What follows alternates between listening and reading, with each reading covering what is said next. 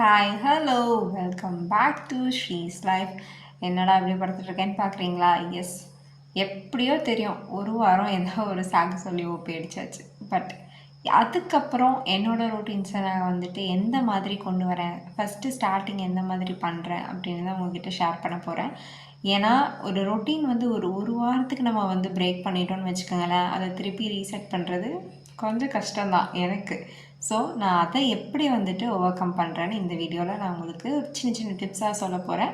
என் கூட சேர்ந்து நீங்களும் இந்த மாதிரி ஏதாவது ஒரு பெரிய ஒரு லாங் பிரேக் எடுத்துகிட்டு திருப்பி ஒரு ரொட்டீன் செட் பண்ணுறீங்க அப்படின்னா இந்த வீடியோ கண்டிப்பாக உங்களுக்கு யூஸ்ஃபுல்லாக இருக்கும். So let's get started. நான் எப்போவுமே ஸ்டார்ட் பண்ணுறது வந்து என்னோடய பெட்டை ரெடி பண்ணுறதுல தான். ஸோ அது சின்னதாக இருந்தங்க நான் காட்டல. நெக்ஸ்ட்டு பார்த்தீங்க அப்படின்னா என் மைண்டில் ஒரு சின்னதாக ஒரு சைலண்ட் டு டூ லிஸ்ட் இருந்துகிட்டே இருக்குது. ஏன்னு கேட்டிங்கன்னா கிச்சன் பார்த்திங்கன்னா கொஞ்சம் இப்போல்லாம் ரொம்பவே வந்து வேலை இருக்க மாதிரி இருக்குது.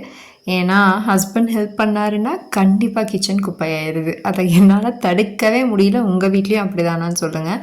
அதனாலே ஃபஸ்ட்டு வந்தோடனே பாத்திரம் கழுவிட்டேன். டக்குன்னு வந்து எல்லாத்தையும் வைப் பண்ணிட்டேன். டீப் க்ளீன் பண்ணல, ஜஸ்ட் கழுவினேன். ஆஸ் யூஷுவல் ப்ரௌனியும் லியோ என் கூடயே தான் இருப்பாங்க. ஏன்னா நான் இல்லைன்னா அவங்க இல்லை. அதனால் என் கூடையே எவ்வளோ தூக்கமாக இருந்தாலும் இருக்கான். ஸோ இப்போ பார்த்திங்கன்னா எல்லாமே கழுவியெல்லாம் தொடச்சி எடுத்தாச்சு. அப்போ தான் எனக்கு நெக்ஸ்ட்டு ஒர்க் பண்ணுறக்கே தோணுங்க.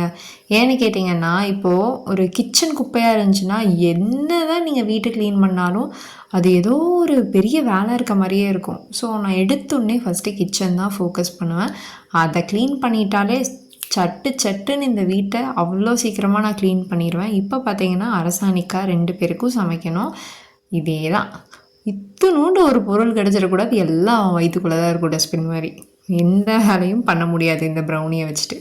ஸோ இப்போ பார்த்தீங்க அப்படின்னா எடுத்து குக்கரில் போட்டு வேக வைக்கிறதுக்கு வச்சாச்சு. தலைவர் நீங்கள் எப்போ மம்மி சாப்பாடு போடுவீங்கன்னு வெயிட் பண்ணிக்கிட்டு இருக்கான். லியோவை தொந்தரவு பண்ணுறான். தாங்க முடியாத அளவுக்கு தொந்தரவு பண்ணுறான் ப்ரௌனி. இப்போ பார்த்திங்கன்னா நல்லா பாயில் ஆகிடுச்சு. கொஞ்ச நேரத்தில் நான் அவங்களுக்கு சாப்பாடும் கொடுத்துருவேன். அதே மாதிரி எனக்கும் அவருக்கும் தோசை வந்து சுட்டுக்கலாம் அப்படின்னு பண்ணிக்கிட்டு இருக்கேன். சட்னி வந்து இருக்குது. ஸோ அதனால் பிரச்சனை இல்லை. டிபிக்கல் சவுத் இண்டியன் டைப் தான். யார் வீட்டில் தான் மாவு இல்லாமல் இருக்கும் சொல்லுங்கள். ஸோ இந்த மாதிரி தான் நீங்கள் என்ன ஒரு ரொட்டீன் செட் பண்ணணும் அப்படின்னாலும் நிறையா பேர் சின்ன இடத்துலேருந்து ஆரம்பிப்பாங்க. நானுமே ஆரம்பிப்பேன். பட் ரொம்பவே வந்துட்டு ஒரு லேசினஸாக இருக்குது. பட் என்னோடய ரொட்டீன் ரொம்பவே பிரேக் ஆகிடுச்சுன்னா ஃபஸ்ட்டு என்னோடய ஃபோக்கஸ் கிச்சனில் தான் இருக்கும். உண்மையாக சொல்கிறேன், நம்ம வீட்டில் கிச்சனை மட்டும் நீங்கள் ரெடி பண்ணி வச்சுட்டிங்கன்னு வைங்களேன், மற்ற இடம்லாம் தன்னை போல் க்ளீன் பண்ணிடுவீங்க. அவ்வளோ ஃபாஸ்ட்டாக க்ளீன் பண்ணுவீங்க. இதே கிச்சன் மட்டும் குப்பையாக இருந்துச்சு, பிரெயின் அப்படியே ஸ்டக் ஆயிருங்க. உங்களால் எதுவுமே பண்ண முடியாது.